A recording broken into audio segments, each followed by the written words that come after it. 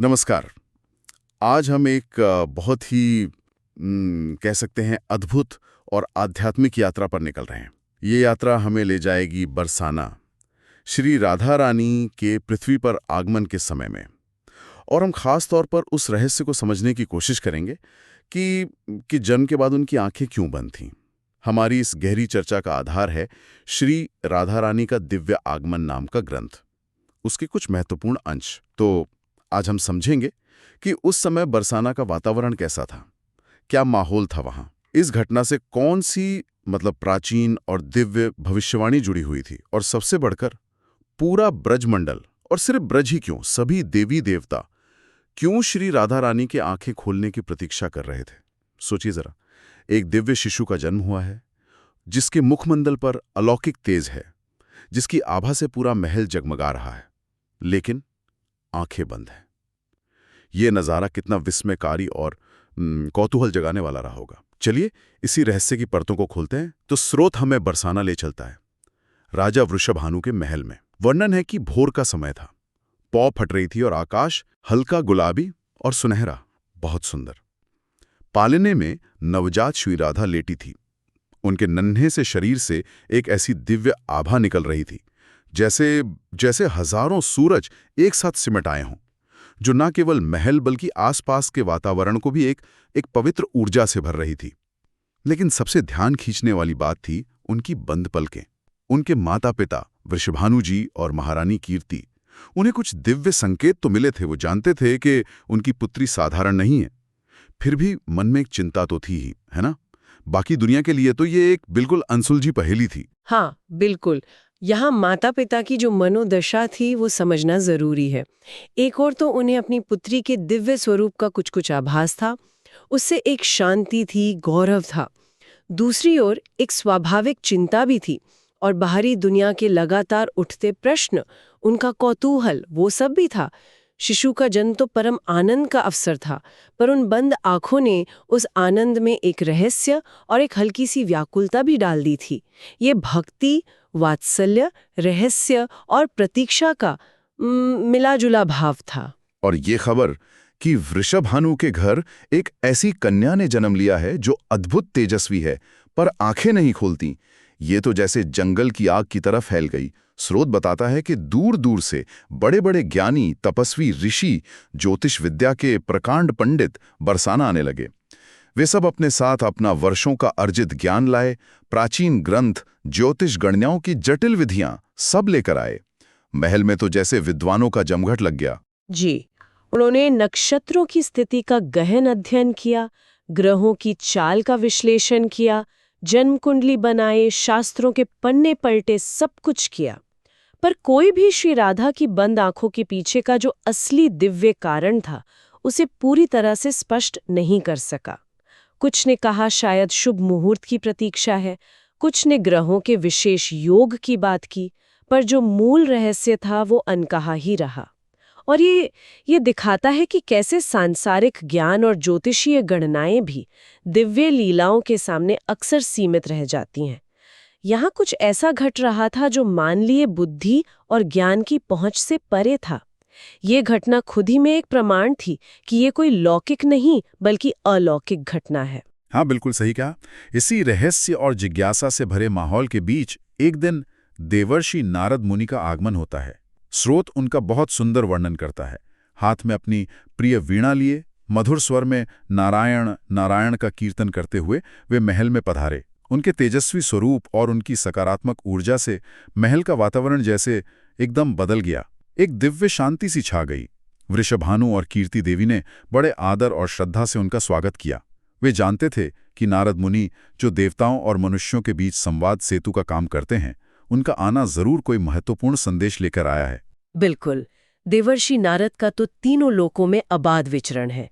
वे घटनाओं के पीछे छिपे दिव्य उद्देश्य को समझने और समझाने की क्षमता रखते हैं। उनका स्वयं बरसाना आना इस घटना के ब्रह्मांडीय महत्व को रेखांकित करता है। ये कोई सिर्फ स्थानीय या पारिवारिक मामला नहीं था, ये तो एक ऐसी घटना थी जिसका प्रभाव पूरी सृष्टि पर पड़ने वाला था। उनका आगमन इस बात का संकेत था कि अब रहस्य पर से पर्दा उठने वाला है। हाँ, और फिर नारद मुनि पालनी के पास जाते हैं। स्रोत के अनुसार वे शिशु राधा को बड़े स्नेह से देखते हैं, पर गहरी श्रद्धा और आदर के साथ। उनकी दृष्टि में वात्सल्य तो था ही, साथ साथ एक गहरी पहचान का भाव भी था। वे केवल एक सुंदर शिशु को नहीं देख रहे थे, वे साक्षात भगवान श्री कृष्ण की हलादिनी शक्ति को देख रहे थे। हलादिनी शक्ति यानी भगवान की वो अंतरंगा शक्ति जो स्वयं आनंद स्वरूप है और भगवान को आनंद प्रदान करती है। उन्हें राधा के उस नन्हे निश्चल रूप में भी गोलोक वृंदावन श्री कृष्ण के नित्य शाश्वत दिव्य धाम की झलक मिल रही थी। भगवान की एक शक्ति नहीं, बल्कि उनके आनंद का मूल स्रोत हैं। शास्त्रों में कहा गया है कि श्री कृष्ण जो परमानंद स्वरूप है, उन्हें भी अपने आनंद के आस्वादन के लिए श्री राधा की जरूरत होती है। श्री राधा के बिना कृष्ण की लीलाएं, उनका माधुर्य वो प्रकट ही नहीं हो सकता। वे कृष्ण के प्रेम और आनंद की परिपूर्णता हैं। नारद मुनि उसी परम शक्ति को पहचान रहे थे जो अब पृथ्वी पर लीला करने के लिए अवतरित हुई थीं। अच्छा, ये अनुभव करने के बाद नारद मुनि वृषभानु और कीर्ति देवी की ओर मुड़ते हैं। उनके चेहरे पर एक दिव्य मुस्कान है। वे कहते हैं, हे भाग्यशाली दंपत्ति, आप शोक ना करें, बल्कि उत्सव मनाएं। आपकी पुत्री कोई साधारण मानव कन्या नहीं, ये स्वयं भगवान की पूर्णात्मा है, उनकी संपूर्ण आध्यात्मिक शक्ति का साकार रूप।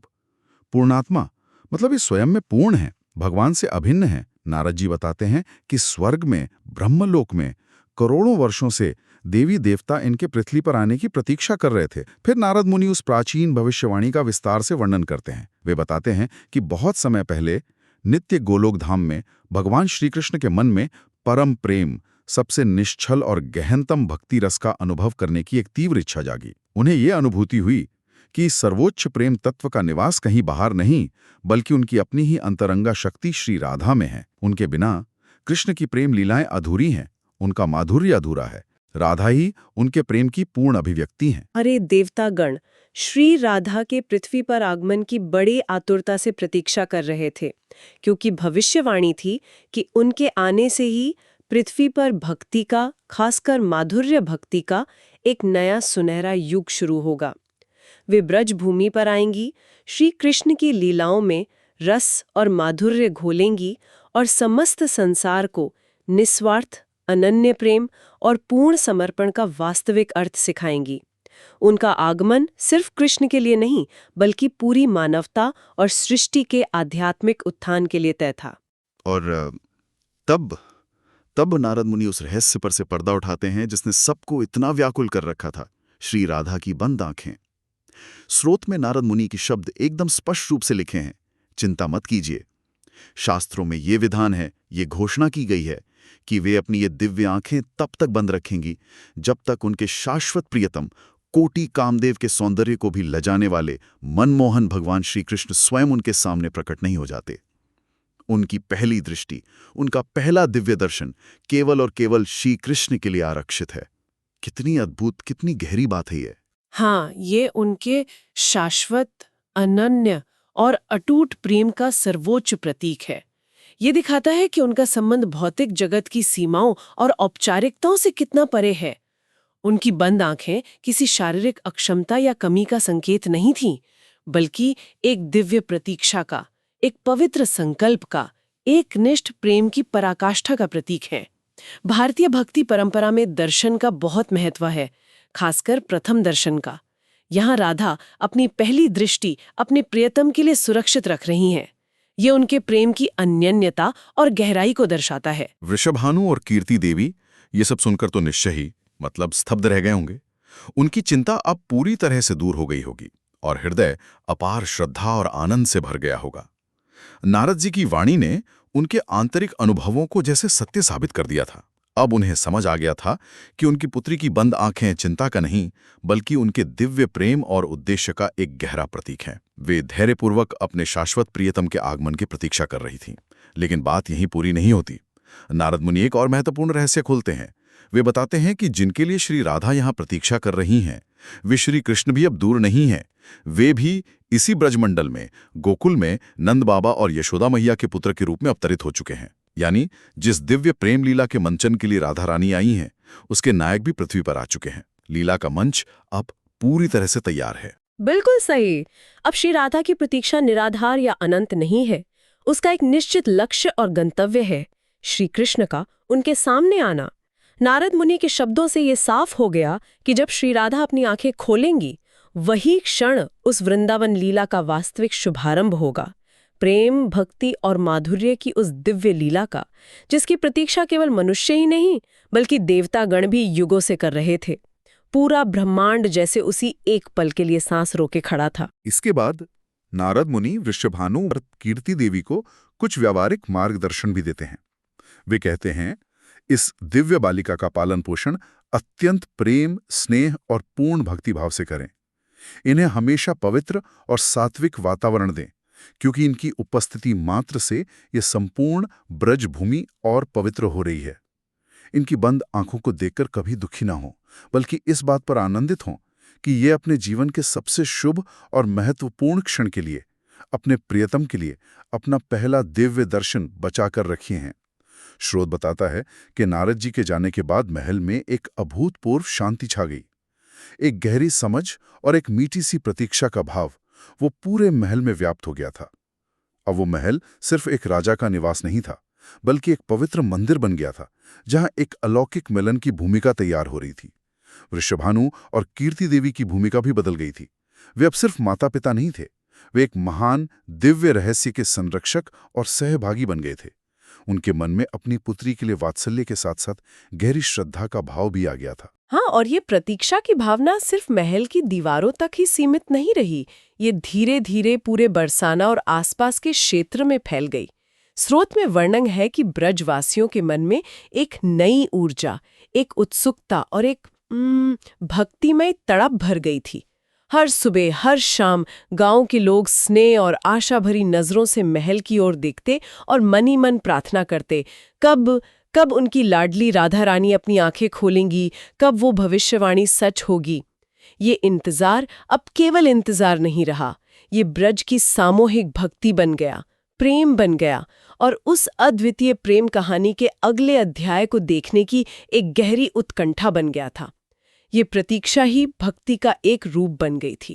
तो हमने देखा कि श्री राधा रानी की बंद आंखें कोई आकस्मिक या साधारण घटना नहीं थी। बिल्कुल नहीं। ये एक अत्यंत गूढ़ और सुनियोजित दिव्य योजना का हिस्सा थी। ये उनके और श्री कृष्ण के बीच के अनूठे, शाश्वत और अनन्य प्रेम की सबसे पहली और मौन अभिव्यक्ति थी। एक ऐसी प्रतीक्षा जिसका संकेत प्राचीन भविष्यवाणियों में मिलता है और जिसे देवर्षि नारद ने आकर स्पष्ट किया, जिसने पूरे व्रज को उस दिव्य लीला के लिए तैयार कर दिया। निश्चित रूप से ये पूरी घटना हमें यही याद दिलाती है कि दिव्य लीलाएं अक्सर हमारी सीमित मानवीय तर्क बुद्धि और समझ से परे होते हैं। श्री राधा का आगमन, उनकी बंद आंखें और श्री कृष्ण से उनके पहले मिलन की प्रतीक्षा, ये सब उस महान वृंदावन लीला की प्रस्तावना है, जो निस्वार्थ प्रेम, पूर्ण समर्पण और सर्वोच्च भक्ति के आदर्शों पर केंद्रित है। वे बंद आंखें एक प्रतीक्षा थीं उस परम क्षण की जब प्रेम पहली बार अपने प्रियतम का दर्शन करेगा। स्रोत ग्रंथ हमें विस्तार से उस प्रतीक्षा के माहौल और भाव के बारे में बताता है,